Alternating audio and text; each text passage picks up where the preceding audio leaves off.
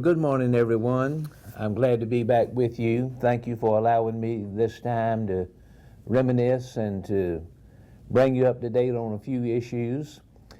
We continue to think about the plight that our neighbors in the western part of the state and surrounding states are in. And our Commissioner of Agriculture, Steve Troxler, is doing his part indeed and mobilizing his multiple agencies to do all they can do to bring aid and assistance. And here are some reports that reflect this.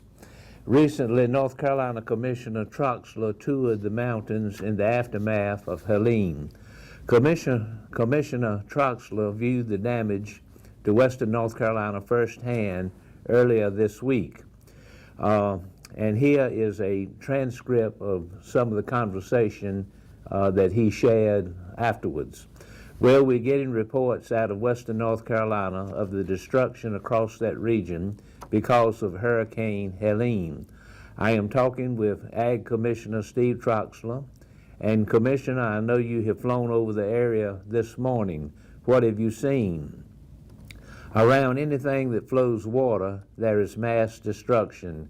And you know we've been familiar with hurricanes in eastern North Carolina, but this is different. To kind of put it in perspective, it's the damage. It looks like tornadoes. I mean, it's utter water flow, utter devastation. Buildings are gone. We've lost a lot of lives so far, so it is totally devastating for ag up there. The only really good farmland there is in the mountains is, of course, the river bottom. So that's what forged away.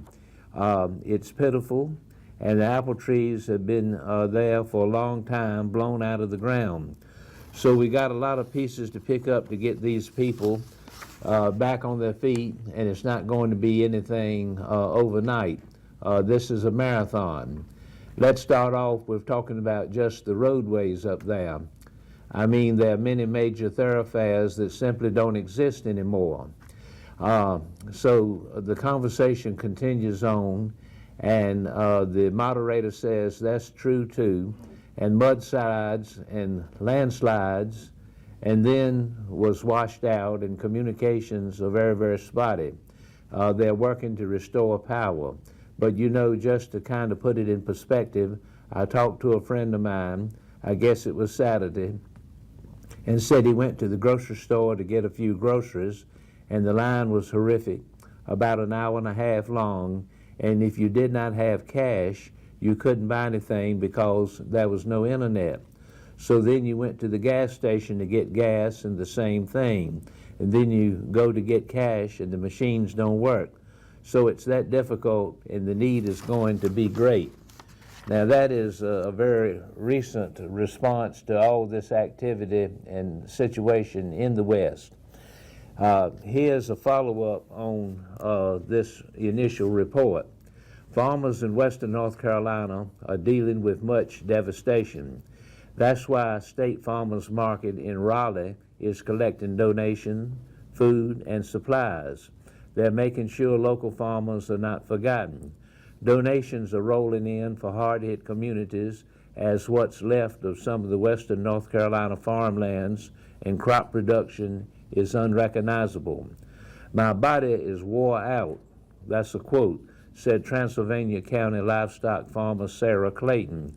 My body is tired, but my brain and my heart is running 100 miles per hour.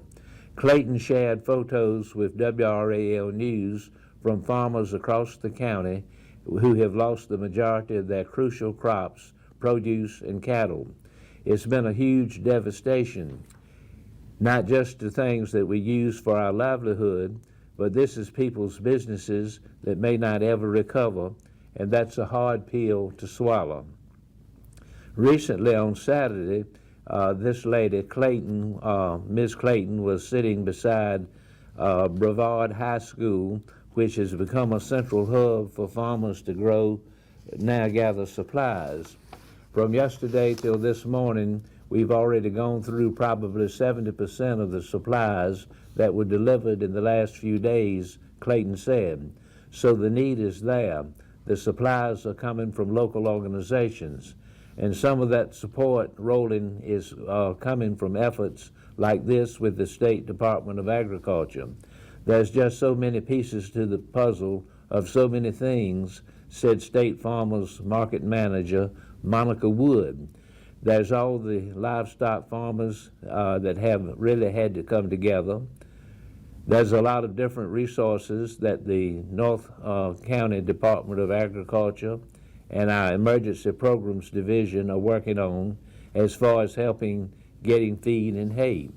Partnering with the Asheville Farmers Market, they're also working to help farmers sell products that were harvested before the storm hit. We've got to come together and help each other and do everything that we can, Ms. Wood said. Salvaging as much as they can, Clayton says, is just the beginning. I don't think folks are going to necessarily see the impact of what has been lost in western North Carolina until a couple of months down the road, Clayton said. When they go to the grocery store and they look at the prices and they're asking why the price is so high, much like their faith, she hopes the generosity will preserve beyond the storm or persevere beyond the storm. What I'm fearful of is once the hype goes down and people go back to their regular lives, the regular lives of our farmers and folks in this community are not going to be the same. So that is another perspective that has been shared, and we move along with a continuity of this same story. From dispatched cattle to level crops, the stories we are hearing from rural America following Hurricane Helene destruction are gut-wrenching. The North Carolina Farm Bureau's president says that it is still too soon to tell the storm's total damage. According to Sean Harding, we're still in the process of search and rescue, trying to find people and just trying to make sure everybody's okay. Obviously, we know there's going to be tremendous agriculture damage from this storm. A lot of the farming in that mountainous area is in the river bottoms, and so those river bottoms have flooded. Sadly, Harding says that the state's livestock industry was also hard hit, with dairy farmers now trying to find cows which were swept away by the powerful water. Unfortunately, we've been through this before, and so we pretty much know what to do in these situations. We have a foundation that's set up. We immediately open up that foundation for people who just want to give money and don't know what else to do, and we make sure that money goes to help farmers survive after these storms. We also partner with groups that are boots on the ground, so your Samaritan's Purse is in Boone, actually, where a lot of damage was, and so they're helping people. Red Cross, who everybody thinks about, and then we have a group in our state called Baptists on Mission, and so we've helped partner with them to get equipment that they need, whether it's chainsaws or excavators to clean up farms and feed the boots on the ground, Sean Harding of Farm Bureau says. So that is another perspective from another well-trusted and very prominent agency, the North Carolina Farm Bureau Federation, and indeed they're doing their part as well. Here is a review of some stories coming out of the mountains now that are sadly ever so sad and dire. Here's some pictures that I'm looking at in my report that says something. This goes back to September 30th from that region. A motorist passes flood damage at a bridge across Mill Creek in the aftermath of Hurricane Helene on September 30th, 2024 in Old Fort, North Carolina, and that's up in the western part of the state. It's been more than a week since Hurricane Helene rampaged through the southeast, and especially in the mountains of Tennessee and North Carolina. The extent of the damage is just now coming to light, Bob Etheridge, State Director of the North Carolina Farm Service Agency, spoke with WPTF's Chris Edwards and said it's a horrendous situation. Unlike flooding on flat land, Etheridge says the power of water in the mountains is magnified.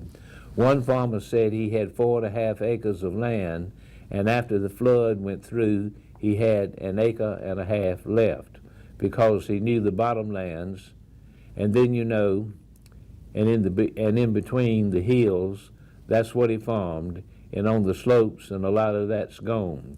Etheridge has been taking call after call from farmers who hardly know where to start to rebuild. It's unknown how much livestock was lost in the storm. One farmer called on Sunday. He cut his fences so his cattle could get out and still lost cattle in the flood. Many of this I shouldn't say all, many of the cattle were lost in the flood. A dairy farmer said his operation was wiped out as well. I got a call yesterday from a dairy up in Haywood County. Part of the dairy washed away. You got a dairy, you got to milk those cows twice a day, and they had no way to store their stuff and had to move them. And that'll be another case where we'll have to come in and try to help them. Hopefully at some point down the road we can restore and get them back to business. All these are comments from the State Director of the Farm Service Agency, Mr. Bob Etheridge. This year has been a tale of contrast for Carolina agriculture, and the irony of it is not lost on Etheridge. That's what adds insult to injury to North Carolina. At one point this year, 99 of the 100 counties were in some kind of drought, and then we had the hurricanes that came down east and devastated, and now we have a hurricane in the west.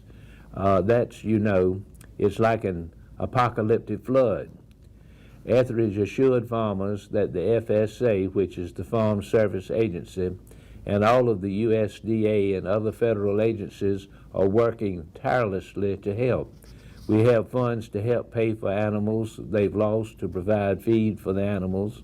They've just signed those expedited programs over to the weekend. A lot of our folks in Washington worked over the weekend to really speed up a lot of this that had not been done previously. So so many people and agencies and movements are coming together, and as you have heard in other reports and on the major networks, what have you, the word partnering is very poignant and very applicable. Individuals, churches, civic clubs, etc., are coming together on their own and getting things done, such as it is, to the best of their ability. And that's what's going on. So we pray for this situation. We pray for those in the path of the oncoming Hurricane Milton, that is still in the Gulf area below Florida. Will be taking landfall perhaps sometime early Thursday morning. And we pray that all will work out in time. This concludes what I have for you this morning. Thank you for tuning in, and I appreciate the chance to talk to you. I look forward to being with you next week. God bless you.